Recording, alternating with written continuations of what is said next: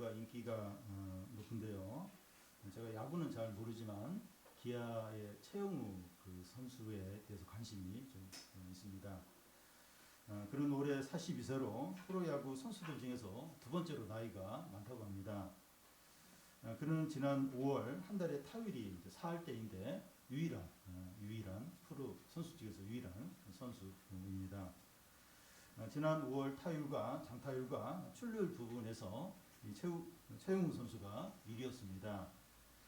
사람들은 이 최용우 선수를 가리켜 시간이 거꾸로 간다 이런 말을 합니다.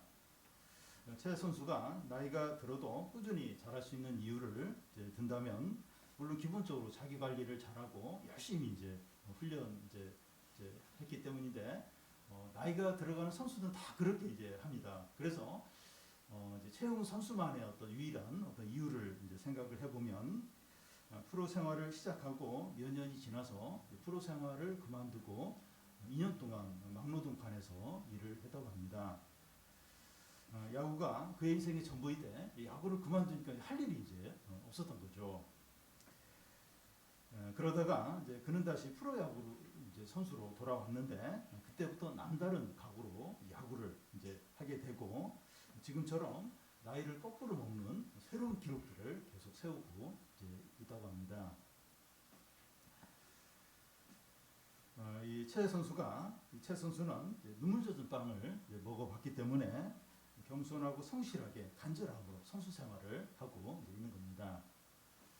식당이든 제빵이든지 어느 분야든지 크게 성공한 사람들의 그 이야기를 이렇게 들어보면 과거에 크게 실패하고 바닥에서 헤맨 경험들을 이야기하는 걸 듣게 됩니다. 그런 절망적인 바닥 생활에서 다시 재기해서 성공했을 때 그때 힘든 시절을 잊지 않고 절제하고 겸손하고 감사하면서 생활을 하는 거죠. 신명기는 이 가나안 입성을 앞두고 있는 이스라엘 백성들에게 모세가 하는 설교입니다. 그 설교의 목적은 이스라엘 백성들이 어떤 자들이고 어떤 자들인가 하는 것을 잊지 말고 겸손하게 하나님을 경외하며 말씀에 순종해서 살라는 거죠. 하나님이 이스라엘 백성들에게 기대하신 것은 그들이 가나안에 들어가서 제사장 나라가 되어 하나님의 영광을 나타내고 다른 민족들을 구원하는 겁니다. 그러기 위해서 가나안에 들어가서 하나님을 사랑하고 경외하고 말씀에 순종해서 살아야 합니다. 근데 모세는 그들이 이렇게 사는데 방해하는 게 뭔가 하는 것을 말합니다. 지난 시간에 살펴본 것처럼 가나안의 풍요로움이 백성들의 마음을 뺏는다는 거예요.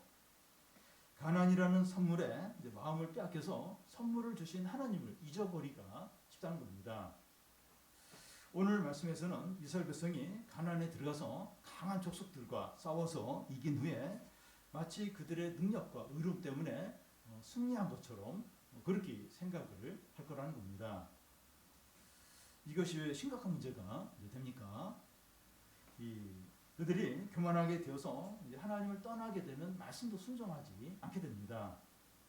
그러면 결국 이스라엘 백성들도 가나안 족속들처럼 우상 숭배에 빠지게 되고 그들처럼 가나안 그 족속들처럼 하나님으로부터 멸망을 당하게 된다는 겁니다. 그래서 이렇게 자기의 의로움과 또 자기의 대단함으로 이 가나안 땅을 차지하게 이렇게 된 거다 그렇게 생각하는 그 자체가 그렇게 중요하냐? 근데 결국 교만하게 되고 말씀을 행하지 않게 되고 우상 숭배에 빠지고 그래서 가나안 족속처럼 똑같이 이스라엘 백성들도 망하게 되기 때문에 이런 생각을 갖는 게 굉장히 위험하다는 거죠. 그래서 중요한 것은 우리가 얼마나 악하고 또 어리석고 소망 없는 죄인인가 하는 것을 철저하게 깨닫고 하나님의 능력과 은혜와 사랑이 얼마나 큰가 하는 것을 잊지 않는 겁니다. 우리가 과거의 실패와 죄악에 매여 있거나 또 죄책감에 사로잡혀서 지낼 필요는 없지만 이 과거를 기억을 해야 돼요. 내가 실패했던 것들, 또 내가 얼마나 죄인이었던가 하는 걸 기억을 하고 겸손하고 제한받고 믿음으로 사는 것이 필요합니다. 먼저 이스라엘 백성이 가나안의 강한 족속들을 어떻게 이기게 되었는가 하는 겁니다. 1절에서 3절까지 한 절씩 교독하겠습니다. 이스라엘아 들으라. 내가 오늘 요단을 건너 너보다 강대한 나라들로 들어가서 그것을 차지하리니 그 성읍들은 크고 그 성벽은 하늘에 닿았으며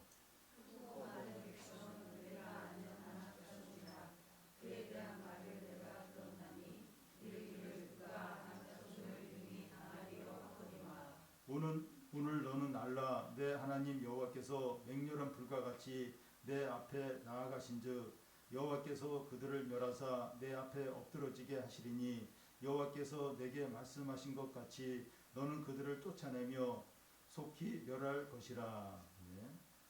1절 앞에 이스라엘아 들으라 하면서 시작하는데, 들으라 하는 것은 이스라엘 백성들에게 집중해서 들으라는 거죠. 어떤 말씀을 마음을 다해서 들어야 합니까? 너희들이 곧 가나안에 들어가서 강한 나라들을 몰아내고 그 땅을 차지하게 될 거라는 겁니다. 그런데 그 성읍들이 크고 성벽이 하늘을 찌른다는 겁니다.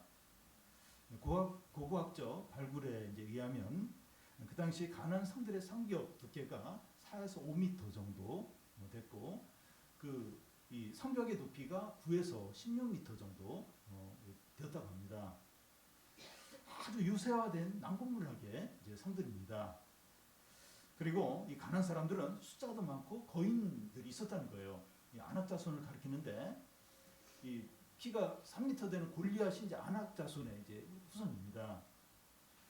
40년 전 너희 조상들이 가나안을 정탐할 때 이 아낙 자손을 보고 우리가 그들 앞에서 메뚜기 같았다 이렇게 하면서 우리가 그들을 어떻게 이길 수 있느냐 했던 자들이 바로 그 가나안 족속이었다는 겁니다. 이스라엘 백성을 이 가나안 족속과 비교를 하면 숫자도 작아요. 약합니다. 그리고 고대 전쟁에서 성을 함락시키려면 그 군사력이 성 안에 있는 군사력보다 3배 정도는 돼야 한다고 하는데, 이스라엘의 군사력 가지고는 이 가나안의 성을 함락시킬 수가 없습니다. 이스라엘 백성들보다 이 가나안 족속들의 군사력이 훨씬 컸기 때문에 이 전쟁을 하면 승산이 없었습니다. 오늘날 성도들이 세상에서 생존하고 믿음으로 살아가야 하는 상황과 너무나도 비슷합니다. 우리가 이 경쟁해야 되는 사람들이 너무나 강하고 실력이 좋고, 우리가 믿음으로 살기에는 사람들이 악해요. 욕심이 너무나도 많습니다.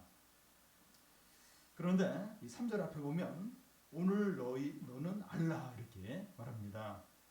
무엇을 알아야 합니까? 하나님께서 너와 함께 하시면서 맹렬한 불과 같이 내 앞에 앞서 가시면서 그들을 멸하시고 내 앞에서 엎으신다는 겁니다. 그래서 내가 그들을 쫓아내고 그 땅을 차지하게 하신다는 거예요. 우리가 분명히 알아야 할 것은 하나님의 백성은 약한데 대적은 너무나도 강합니다. 그러나 하나님께서 맹렬한 불과 같이 앞서 가시면서 우리를 위해서 싸우신다는 거예요. 그래서 우리에게 필요한 것은 우리가 약하다는 것을 인정하고 하나님께서 우리를 앞서 가시면서 맹렬한 불과 같이 싸우신다는 걸 믿고 담대하게 최선을 다하는 겁니다. 그러면 우리가 생존하고 이기게 돼요. 우리 청소년들이 공부하고 대학 입시를 치르는데 공부를 잘하는 친구들이 너무 많아요. 그래서 경쟁이 너무나도 치열하고, 청년들이 취업을 준비하는데 뽑는 정원은 너무 적은데 또 실력이 좋고 또 스펙이 좋은 그런 사람들이 너무 많은 거예요. 자영업자들은 피를 말리고 살을 깎아내는 그런 그 경쟁을 해도 살아남을까 말까 할 정도로 너무나도 어렵습니다. 이러한 그 적자생존과 무한 경쟁 시대에 이 믿음을 가지고 복음을 전한다는 것은 미친 짓과 같다는 거예요. 그런데 이런 현실 가운데서 생존하고 믿음을 지키고 복음을 전할 수 있다는 겁니다. 우리는 약하지만 맹렬히 불과 같이 우리 앞서서 싸우시는 하나님이 계시다는 거예요. 그 하나님을 믿고 나아가면 고생을 하겠지만 망하지 않는다는 겁니다. 우리는 그렇게 하나님이 여기 보면 하나님이 맹렬히 앞서가서 싸우신다고 하니까 우리는 아무것도 안 해도 되나? 하나님이 싸우시니까 절대 그렇지 않습니다. 그러니까 하나님이 안 도와주신 것처럼 최선을 다해서 싸우는 겁니다. 그러니까 그 청소년들이 믿음으로 공부하는 게 뭐냐고, 또 청년들이 믿음으로 취업을 준비하는 게 뭐냐고, 믿음으로 사업을 하는 게 뭐냐고 이렇게 물어볼 때가 있어요. 그건 이렇게 하나님이 우리와 함께 하시면서 우리 위해서 싸우신다. 그걸 전적으로 믿고 하나님이 안 도와주는 것처럼 최선을 다해서 공부하고 일하는 게, 그게 이제 믿음으로 이제 하는 거죠. 그러면 생존할 뿐만 아니라 이겨요. 이기고 부흥을 누리게 됩니다. 여기서 한 가지 생각했으면 하는 것은, 하나님은 왜 이스라엘을 애굽이나 바벨론이나 아수르처럼 그렇게 강한 나라가 되게 하지 않고 이렇게 약하게 이렇게 하셨는가 하는 겁니다. 왜 불안하고 위기 가운데 이렇게 살게 하십니까? 그 이유는 하나님의 능력과 영광과 구원을 생생하게 경험하고 하나님만을 신뢰하고 경외하고 의지하도록 하기 위해서입니다. 오늘 우리들도 돈도 많지 않고 또 실력도 부족하고 건강도 좋지 않아요. 좋지 않게 이렇게 그래서 부족하고 이렇게 약하게 살게 하신 이유가 뭡니까? 하나님의 능력과 은혜를 생생하게 경험하고 하나님만을 경외하고 의지하며 살도록 하기 위해서입니다. 이 강하고 또 돈이 많고 이러면 하나님을 안 바라보게 돼요. 그러니까 참 이렇게 약하게 부족하게 살게 하시는 거예요. 그래서 이제 하나님의 능력과 하나님의 은혜도 경험하고 하나님 항상 경외하며 살도록 그렇게 이제 하시는 거죠. 하나님은 이스라엘 백성들이 강한 족속을 이제 물리친 후에 그때를 걱정해요. 이제 가나안 족속들을 이제 몰아내고 그 땅을 차지하게 될 텐데 그 이후에 이스라엘 백성들이 어떻게 될까? 이걸 걱정을 이제 하십니다. 4절 5절을 한 절씩 교대읽겠습니다. 내 하나님 여호와께서 그들을 내 앞에서 쫓아내신 후에 내가 심중에 이르기를 내 공의로움으로 말미암아 여호와께서 나를 이 땅으로 인도하여 들여서 그것을 차지하게 하셨다 하지 말라. 이 민족들이 악함으로 말미암아 여호와께서 그들을 내 앞에서 쫓아내심이라.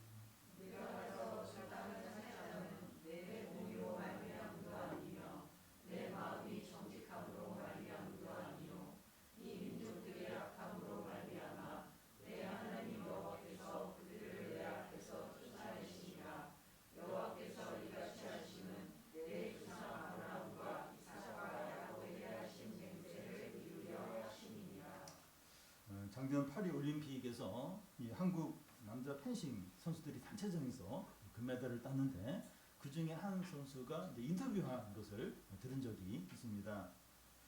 금메달을 딴 그날 밤에 선수들이 잠을 자지 않고 핸드폰으로 그 경기를 계속해서 봤다는 거예요.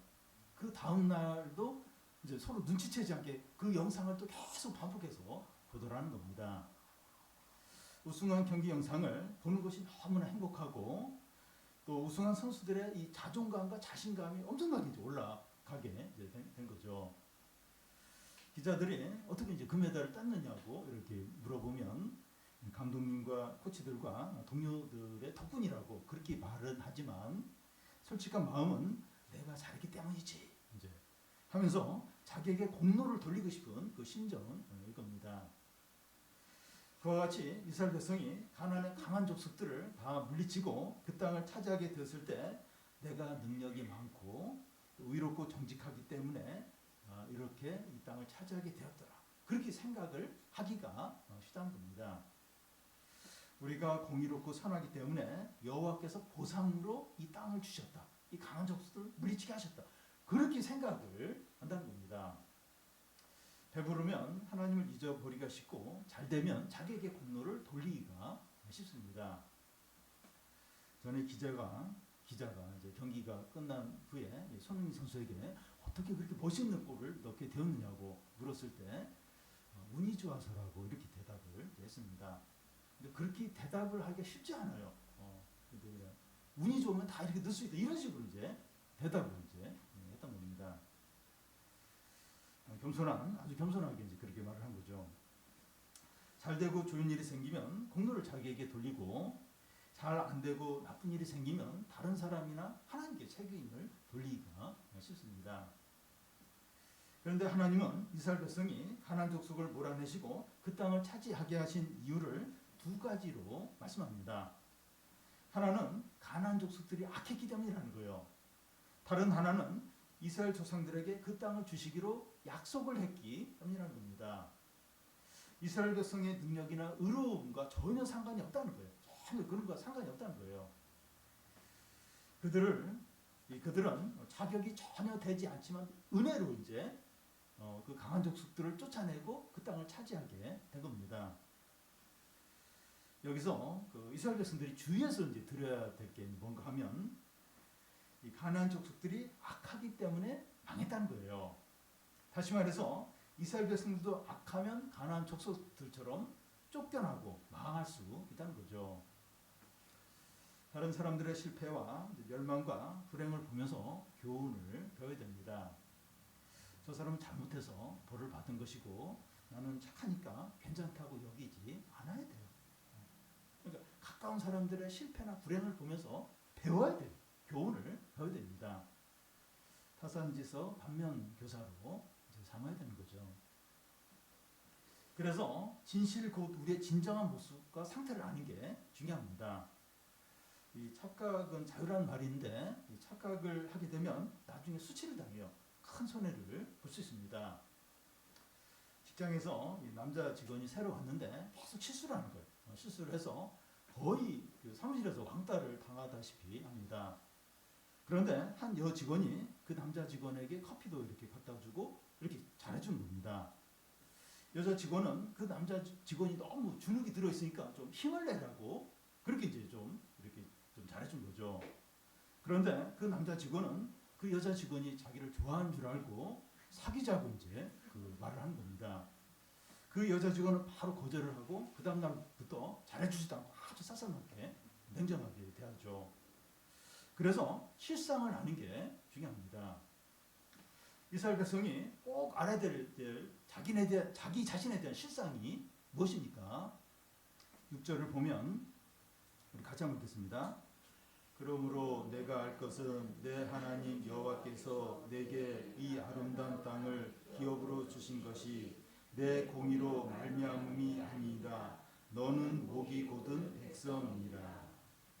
이스라엘 백성은 강한 족속을 몰아내고 아름다운 땅을 차지하게 되자 자기들이 의롭고 선한 줄로 착각을 했는데 그들의 실상은 목이 곧은 백성이라는 거예요. 이 목이 곧다고 하는 것은 길들여지지 않고 통제가 전혀 안 되는 짐승을 가리키는 말입니다. 완강하고 고집이 센 것을 말합니다. 특히 하나님의 말씀에 고집이 세서 듣지 않는 것을 가리킵니다. 7절 중간에 보면 내가 애굽에 나오던 날부터 지금 이곳에 이르까지 늘 하나님을 거역했다는 겁니다. 늘 애굽에서 나올 때까지 지금 여기까지 늘 하나님을 거역을 했다는 거예요. 그게 이제 목이 곧은 백성의 모습이죠. 한두 번 고집을 부리거나 일정 기간 불순종했다는 것이 아니라 항상 일관되게 불순종하고 반역을 했다는 겁니다. 어떤 남자아이는 고집을 부리고 말을 안 듣는 거 제일 잘해요. 그 애는 항상 말을 안 들어요. 부모님이 말하면 다 반대로만 합니다. 그게 특징인 그런 남자아이들이 이제 있습니다. 이스라엘 백성이 제일 잘하는 게 뭔가 하면 하나님의 말씀을 듣지 않고 자기 마음대로 하는 거예요. 이스라엘 백성이 제일 잘하는 거, 늘 일관되게 살아가는 거, 말을 안 듣는 거, 고집을 부리고 불순종하는 겁니다.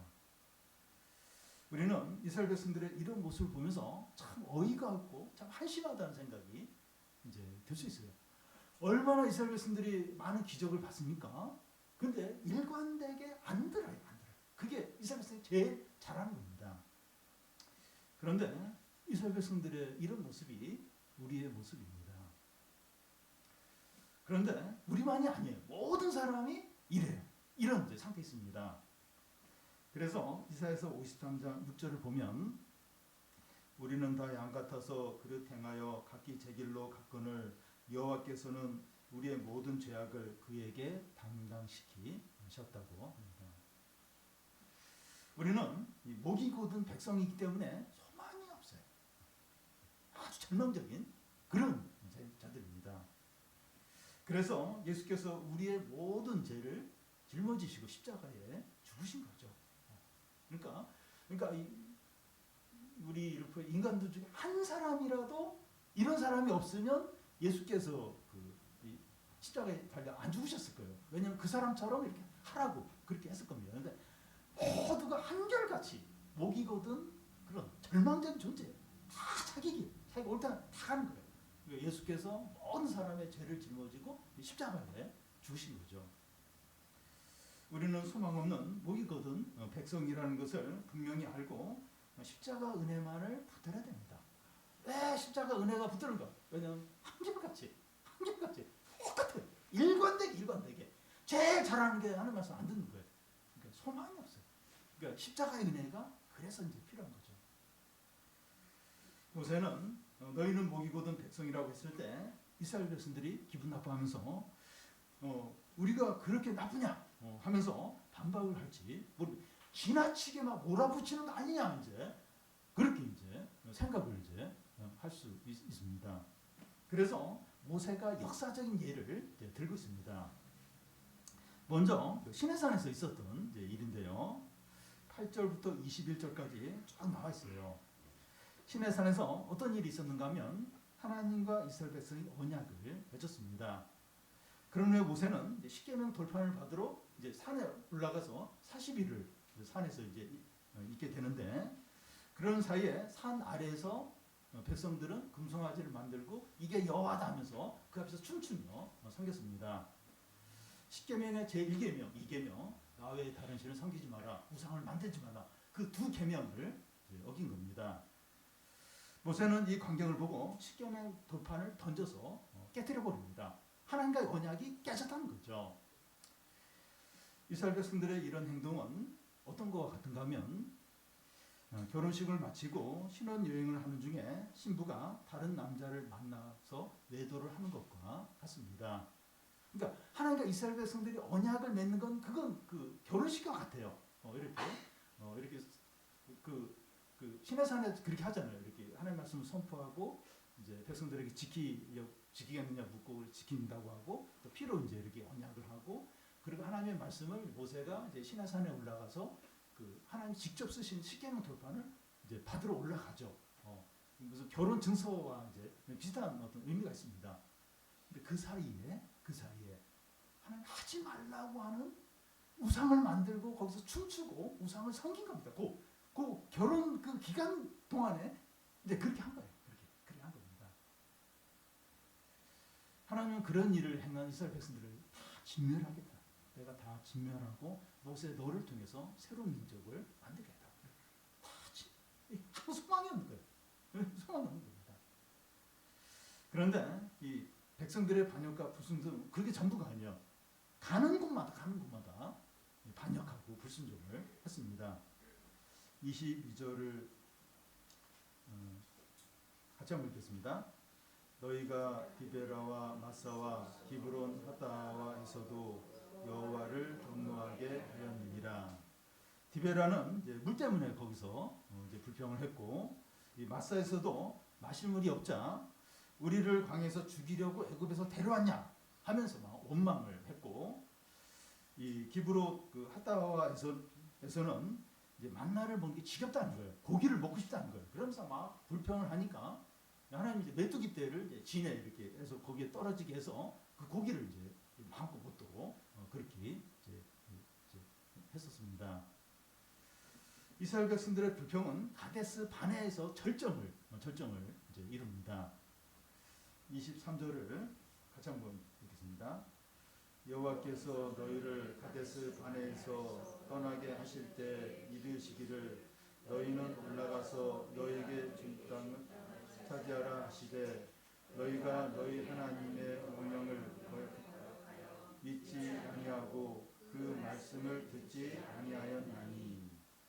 이스라엘 백성이 가데스 바네에 도착했을 때 가나안에 이제 정탐꾼들을 보내게 되는데 그들이 돌아와서 하는 보고가 그곳에 거인족이 사는데 우리가 그들 앞에서 메뚜기 떼와 같다는 겁니다. 백성들은 그들의 보고를 듣고 우리를 그들의 칼에 죽게 하려고 데려왔냐 하면서 일제히 원망을 해요.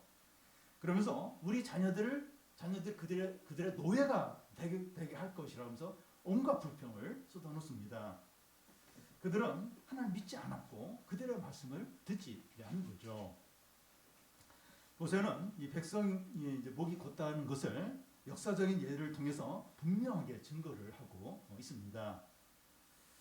그런데 죄가 있으면 덮어주고 긍정적으로 바라보고 좋게 말하면 안 되나요? 이런 식으로 죄를 지적하고 죄가 분명하다는 것을 증거까지 제시하면서 그 죄를 확정할 필요가 있습니까? 모세 너무 심하게 하는 거 아니에요? 좀 이렇게 죄 덮어주고 좀 문제가 있지만 그래도 잘할 거야 이러면서 그렇게 해야지 먹이거든 백성이다 하면서 막 그 증거들을 막 수없이 들면서 그 죄를 확정할 필요가 있습니까? 필요가 있습니다.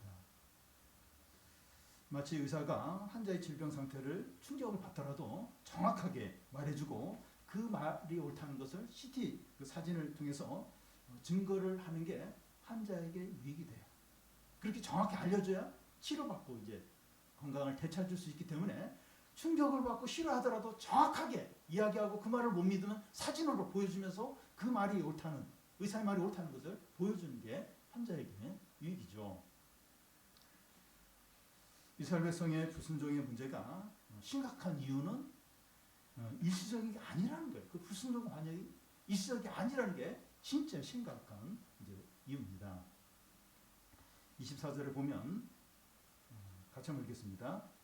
내가 너희를 안돌 날부터 너희가 항상 여호와를 거역하여 믿으라. 7절 중간에 보면 내가 애굽 땅에서 나온 날부터 이곳에 이르기까지 늘 여호와를 거역했다는 겁니다.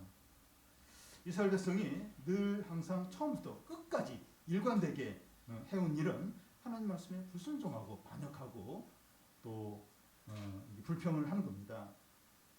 너희들은 진짜 악하고 소망이 없는 자들이라는 거죠. 너희는 이것을 분명히 알라는 거예요. 너희들이 얼마나 불순종하고 일관되게 불평했는지 그걸 분명히 알라는 겁니다. 물론 100가지다 100번 다 불평하고 불순종했다는 게 아닙니다. 그러니까 진짜 중요한 거 있잖아요. 이렇게 진짜 이렇게 중요하고 여기서는 이제 이 부분에서는 순종하고 인정을 해야 되는 그런 부분마다 이제 물이 없으면 좀 어려우면 그때 불평하고 또 뭔가 이렇게 힘들면 또 그때 불평하고 인내를 못하는 거예요. 좀 참고 기다리고 하나님을 신뢰해야 될 그런 부분에서는 항상 일관되게 불평하고 또 불순종하고 또 반역하고 이제 그렇게 이제 한 겁니다. 너희들이 얼마나 이런 상태인지, 얼마나 진짜 이게 순종해야 될 때, 유혹이 올 때 이렇게 순종해야 되는데 거절했는데 그때는 넘어가고 좀 힘들면 좀 인내해야 되는데 기도하면서 좀 견뎌야 되는데 그때 막 못 견디고 막 불신앙으로 반응하고 너희들이 얼마나 일관되게 그렇게 했는지 분명히 알라는 겁니다. 가나안 족속들이 악해서 망했는데 너희들은 어떤 면에서 그들보다 더 악하다는 거예요.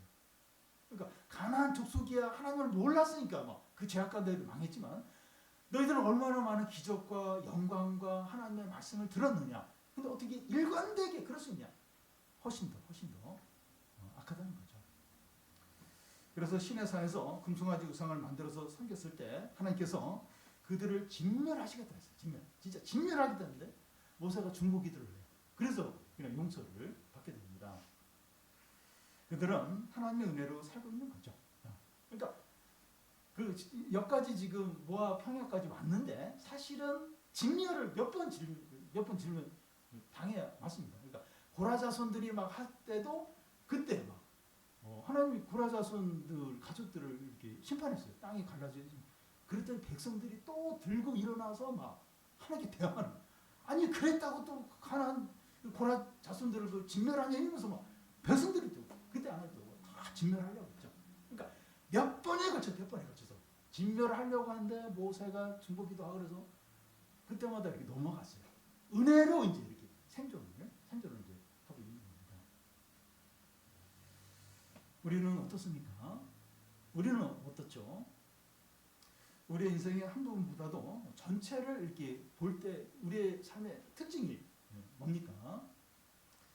믿음이 살아있고 말씀에 순종하면서 산 적 있어요. 산 적 그런 데 있습니다. 그런데 그 기간은 너무 짧고 대부분의 시간은 고집과 욕심과 불평과 불신앙으로 살지 않았습니까? 그러니까 평상시에는 이제 믿음으로 사는 것 같은데 진짜 중요한 문제, 진짜 어려울 때, 어떤 유혹이 올 때 그때마다 좀 어떻게 좀 했습니까? 우리의 본 모습이 목이 곧은 자 아닙니까? 우리에게 가장 필요한 게 뭡니까? 우리가 목이 곧은 절망적인 죄인이라는 것을 아는 거죠. 이걸 아는 겁니다. 당장에 멸망하여 지옥에 갈 수밖에 없는 악한 죄인인데 은혜로 살고 있다는 것을 고백하는 겁니다. 우리에게 가장 필요한 거. 그러니까 뭘 잘하고 이렇게 말씀에 잘 순종하고 뭐 의롭게 되고 이건 두 번째고 얼마나 이렇게 일관되게 고집을 부리고 욕심을 부리고 진짜 중요할 때마다 이렇게 탁 뒤집어져서 나를 주장하고 이런 목이 곧은 자라는 걸 아는 겁니다. 그리고 사실 당장 그러니까 이스라엘 백성들이 몇 번을 진멸을 당할 뻔했는데 모세가 중보기도에서 여기 넘겼어요. 우리도 이제 그렇다는 거예요. 진짜 이렇게 벌써 사실은 버림받고 지옥에 던져져야 되는데 은혜로 이렇게 계속 이렇게 버티고 이렇게 연장이 되고 그렇다는 걸 알아야 됩니다. 그 진정을 알아야 돼요. 그래서 우리가 언제나 어떤 상황이든지 겸손하게 세리처럼 가슴을 치며 불쌍히 여겨주셔서 간구함으로 하나님의 은혜와 능력과 그걸 풍성하게 누리시기를 바랍니다.